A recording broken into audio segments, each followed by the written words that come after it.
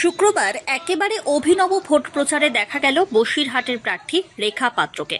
Hasnabad station থেকে হাসনাবাদ শিয়ালদা শাখা ট্রেনে উঠে পড়লেন রেখা পাত্র। সঙ্গে ছিলেন নিরাপত্তা রক্ষীরা এবং দলীয় কর্মী সমর্থকরাও। প্রচার পর্বে এক ভিন্ন মেজাজে ধরা দিলেন বসিরহাটের বিজেপি প্রার্থী। লোকাল ট্রেনে চেপে যাত্রীদের সঙ্গে দেখা করলেন তিনি, পাশাপাশি সারেন জনসংযোগ।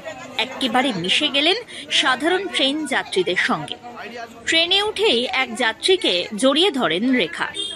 লোকাল ট্রেনের কামরায় ঘুরে ঘুরে যাত্রীদের সঙ্গে আলাপ আলোচনা করলেন, ভোট চাইলেন। এই অভিনব প্রচারের উদ্যোগের বিষয়ে রেখা বলেন, ঘরের মেয়ের পাশেই আছেন মানুষ। যেখানে হচ্ছে ট্রেনে আজকে দেখলাম ট্রেনে উঠে আপনি ভোট প্রচার করলেন, কি বলবেন, কেমন সাড়া পাচ্ছেন? দেখুন, আজকে ট্রেনে উঠে প্রচার করেছি, সেটা কারণ হলো একদিন এই হাসনাবাদ স্টেশন থেকেই আমরা শিয়ালদা অবধি পৌঁছেছি, শিয়ালদার থেকে হাওড়া অবধি পৌঁছেছি, সেখান থেকে তামিলনাড়ু অবধি।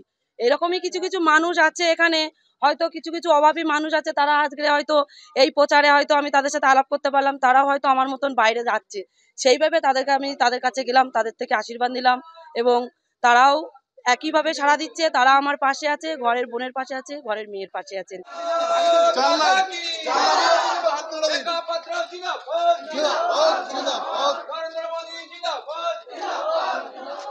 উল্লেখ্য, বসিরহাটের মানুষজনের সঙ্গে শহর কলকাতার যোগাযোগের অন্যতম লাইফলাইন হাসনাবাদ লোকাল।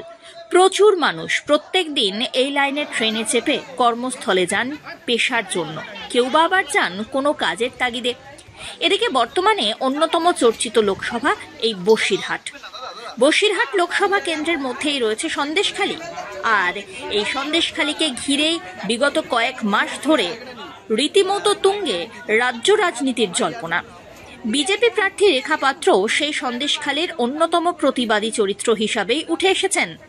তাই রেখা পাত্র এই মুহূর্তে পুরো দমে ময়দানে নেমে পড়েছেন ভোটের প্রচারের জন্য। ভোট প্রচারে এবার সেই হাসনাবাদ লোকালের নিত্যযাত্রীদের কাছে আরও একবার পৌঁছানোর চেষ্টা করলেন রেখা পাত্র। Bureau report, one India Bangla.